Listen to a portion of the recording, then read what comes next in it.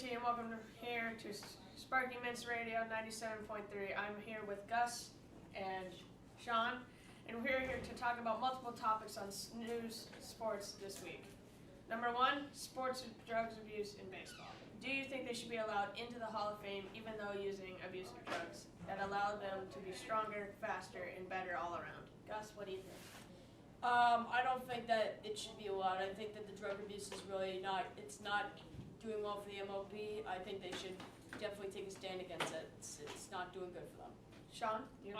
I think that you shouldn't be allowed in the Hall of Fame. You should be allowed in the Hall of Fame if it's your own skill. Like, if you use drugs, that's the drug skill helping you out. So it's technically not you getting into the Hall of Fame, it's the drugs.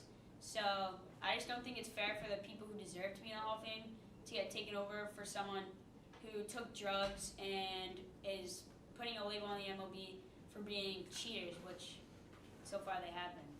I agree with this as well, because if you use these drugs to help you get better, faster, and all around better, it doesn't put anything on yourself or your achievements. It just shows that you use these drugs to make yourself better. You didn't make yourself any better by working hard. You just use drugs to make yourself better. Gus, next topic. All right, our next topic today is going to be the 1 to 2 years in college, and then moving on to basketball. We're going to have some conversation about that. And just to let you all know today, we'll be only having one caller today, just because that's the way we do it. So, moving on now, 1 to 2 years in college, and then moving on to pro. What do you guys think? Well, for most college athletes, if you're the first year into college and you're already being prospected by NBA teams, I believe that it should be up to you. If you want to stay and get an education, that's up to you. If you want to move on to the NBA at your own risk, that's for you. Because in my mind, if you could take another year of college, that's the smarter role. Because if you're going into this big world in the NBA, if you do your first year of basketball and you get hurt or do something like a major injury and you have all this money from being in the NBA and you don't know how to use it, you can either go bankrupt or just get used. Your agent can take your money. These players need to be smart about what they're doing. Sean? I think that it should be 2 years, and I think they should go to college, because if they go into the NBA and sign a short-term contract just to see how they're doing, and they get a major injury and their career is over, what are they going to do? They don't have an education.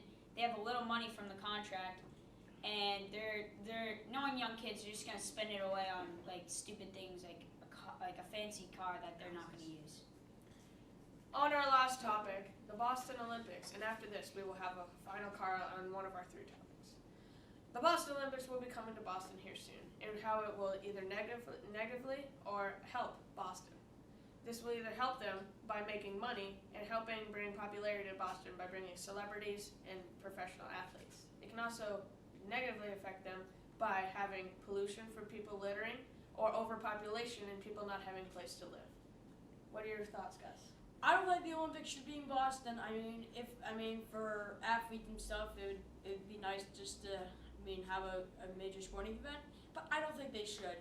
You know what the traffic's like getting in to my sports broadcasting camp every day? It stinks. So you know what? I don't think the traffic's just gonna the Olympics is just gonna make it worse. It's not gonna help the city of Boston. And I think after the Olympics are over, Boston's gonna go down and down, and it won't do well. It won't just do well. Sean?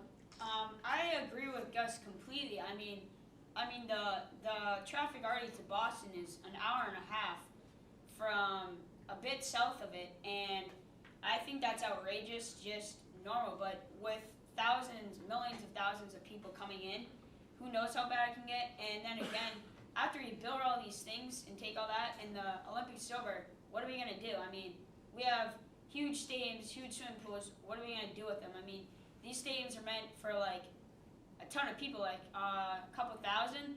But when you think about, we'll just turn it into college. I don't think a couple thousand people are gonna go to a college swimming or a track thing. I think that it's just a waste of money just to get Boston on the radar. All right, and we have time for one caller on one of our 3 topics today. We have Brett from New England. the Olympics in Boston could eventually have Boston go bankrupt? Yes, because these stadiums cost billions of dollars, and to house all these professional athletes, it takes all this time and all this planning. It could either drive them bankrupt. There could be many crashes from people being in a hurry to go to the stadium. It just could be. It could be a great thing or a bad thing.